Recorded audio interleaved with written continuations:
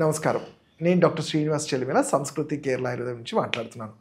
ఈరోజు మనము ఎప్పుడూ చాలా టాపిక్స్ గురించి డిస్కస్ చేస్తాం. ఈరోజు ఏంటంటే జనరల్‌గా నా పేషెంట్స్ కూడా అడుగుతుంటారు. భయపడుతూ ఉంటారు. అడిగేదానికన్నా చాలా భయపడుతుంటారు. ఏంటంటే డాక్టర్ గారు నాకు ఛాతీలో చాలా నొప్పిగా ఉందండి. ఇది హార్ట్ ప్రాబ్లమా అని. సో, ఇక్కడ మనం తెలుసుకోవాల్సిందేంటంటే జనరల్‌గా heart problem and gastric problem ఏంటి? నిజంగానే ఈ గ్యాస్ట్రిక్ ప్రాబ్లమ్ వల్ల హార్ట్ ప్రాబ్లమ్ వస్తుందా? హార్ట్ ప్రాబ్లమే దాన్ని గుర్తించలేకపోతున్నామా అని అడుగుతుంటారు. బట్ మీరు ముందుగా చూసుకోవాలంటే మనకి హార్ట్ అనేది అంటే దానికి మనం ఎంత స్టడీ చేస్తున్నా ఇప్పుడున్న రీసెంట్ రిపోర్ట్స్ చూస్తుంటే 30 ఏజెస్ నుంచి కూడా చూసుకుంటే ఏజ్డ్ వాళ్ళలో కూడా సడన్ హార్ట్ అటాక్స్ వస్తున్నాయి. దానికి చాలా రీజన్స్ ఉండొచ్చు. అంటే మనం తీసుకునే ఫుడ్ కానియండి, మన లైఫ్ స్టైల్ కానియండి, మన స్ట్రెస్ లెవెల్స్ కానియండి, లేక ల్యాక్ ఆఫ్ ఎక్సర్సైజెస్ ఇవన్నీ కూడా మన శరీరం మీద ఒత్తిడి పెంచడము, సరైన రక్త ప్రసరణ బాడీకి రీచ్ అవ్వకపోవడము, కొలెస్ట్రాల్ ఎక్కువైపోవటము ఇవన్నీ మనం చూస్తుంటాం. మన బ్యాడ్ హ్యాబిట్స్ స్మోకింగ్ కానీ, ఆల్కహాల్ కానీ, నాన్ వెజ్ ఐటమ్స్ ఎక్కువ తీసుకోవడము ఇవి ఒక రీజన్ అవుతాయి. హార్ట్‌కి మనం తప్పకుండా ఇవి గమనిస్తూ మన లైఫ్ స్టైల్ ఎలా ఉంది, దాన్ని ప్రాపర్‌గా మనం ఎక్సర్సైజెస్, ఫుడ్‌తో కంట్రోల్ చేయాల్సి ఉంటుంది. బట్ ఇక్కడ మనకు అడిగేది ఏంటంటే గ్యాస్ట్రిక్ ప్రాబ్లమ్‌ని కొన్నిసార్లు ఎందుకంటే మనం చూసుకుంటే స్టమక్ అనేది లెఫ్ట్ సైడ్ ఉంటుంది. మనం తీసుకునే ఫుడ్ సరైన టైంకి తీసుకోకపోవడము అండ్ ఏది పడితే అది తినేయటము. అంటే ఏది పడితే అనేది ఏంటంటే మనం చూస్తాం మార్కెట్‌లో మనకి దొరికే ఫుడ్స్ అన్నీ కూడా గ్యాస్ట్రిక్ పెంచేవే. టేస్ట్ బాగుంటాయి కానీ అవి మన గట్‌కి హార్మ్ చేసేవి. సో, ఇలాంటివి అప్పటికప్పుడు తెలియకపోయినా రెగ్యులర్‌గా తీసుకోవడం లేట్ నైట్ బిర్యానీస్ అని కానియండి, కూల్ డ్రింక్స్ అని కానియండి, ఈ స్మోకింగ్, ఆల్కహాల్ వీటన్నిటి వలన గ్యాస్ట్రిక్ జ్యూసెస్ మీద ప్రభావం పడి లివర్ అబ్జార్ప్షన్ తగ్గిపోవటము, గ్యాసెస్ ఎగతన్నటము అని చూస్తుంటాం. అంటే జనరల్‌గా గ్యాసెస్ అనేవి మోషన్ ద్వారా రిలీవ్ అయిపోవాలి. కానీ ఎప్పుడైతే ఎగదన్ని బెల్చింగ్స్ లాంటివి, అల్సర్స్ ఫామ్ అయినప్పుడు ఒక రకమైన పెయిన్ ఛాతీలో ఉంటుంది. చాలా మటుకు పేషెంట్స్ ఏంటంటే ఛాతీలో ఆ పెయిన్ ఉండేసరికి ఇది గ్యాస్ట్రిక్ ప్రాబ్లమ్ అనుకుంటుంటారు. ఇది హార్ట్ ప్రాబ్లమ్ అనుకుంటారు.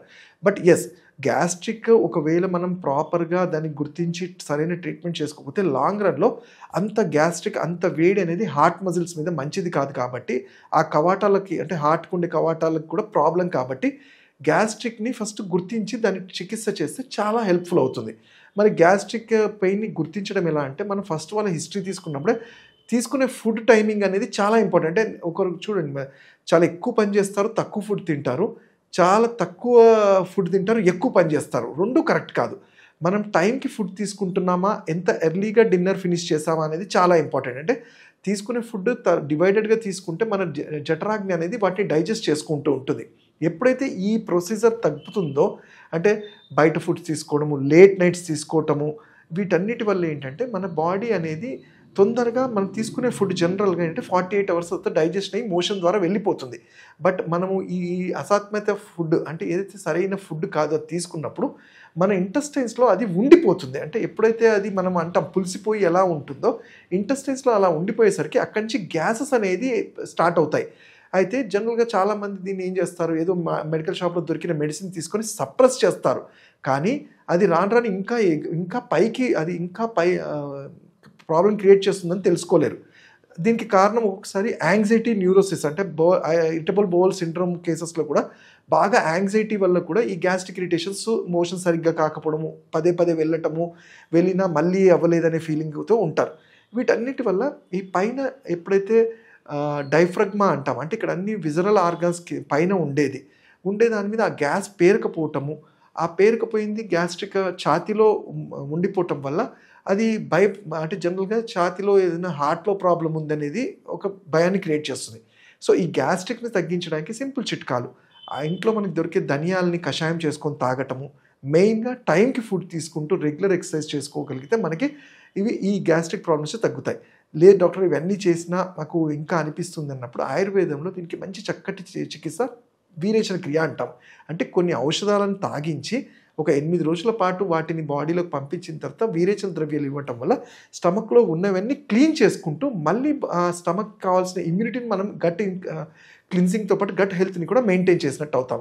అలానే ఫుడ్స్‌లో కూడా మనకి బాడీకి ఈజీగా డైజెస్ట్ అయ్యే ఫుడ్ లైక్ ఫ్రూట్స్ కానియండి, మిల్లెట్స్ మనం డైట్‌లో యాడ్ చేయటము, తొందరగా నిద్రపోవటము, స్ట్రెస్ లేకపోవటము ఇవన్నీ చేస్తే ఈ గ్యాస్ట్రిక్ ప్రాబ్లమ్ తగ్గుతుంది. దాంతో పాటు అది చెస్ట్ పెయిన్‌గా కూడా కాదు. జనరల్‌గా చెస్ట్ పెయిన్‌లో మనకు స్వెట్టింగ్ లాంటివి, హార్ట్ ప్రాబ్లమ్ స్వెట్టింగ్ లాంటివి ఒక సైడ్ లాగడం చూస్తుంటాం. కానీ గ్యాస్ట్రిక్ పెయిన్లో కంటిన్యూస్గా ఉంటాయి. కాబట్టి ఏది అయినా కానీ ఒక ఆయుర్వేద వైద్యుడిలో మీరు పర్యవేక్షణలో మీ నాడిని చూసుకోగలిగితే మనం దీన్ని డిఫరెన్షియేట్ చేసి సరైన టైంలో సరైన చికిత్స ఇవ్వగలుగుతాం. ఇంకా మీరు తెలుసుకోగలిగితే నా నంబర్కి కాల్ చేయొచ్చు. నా నంబర్ 7658909501.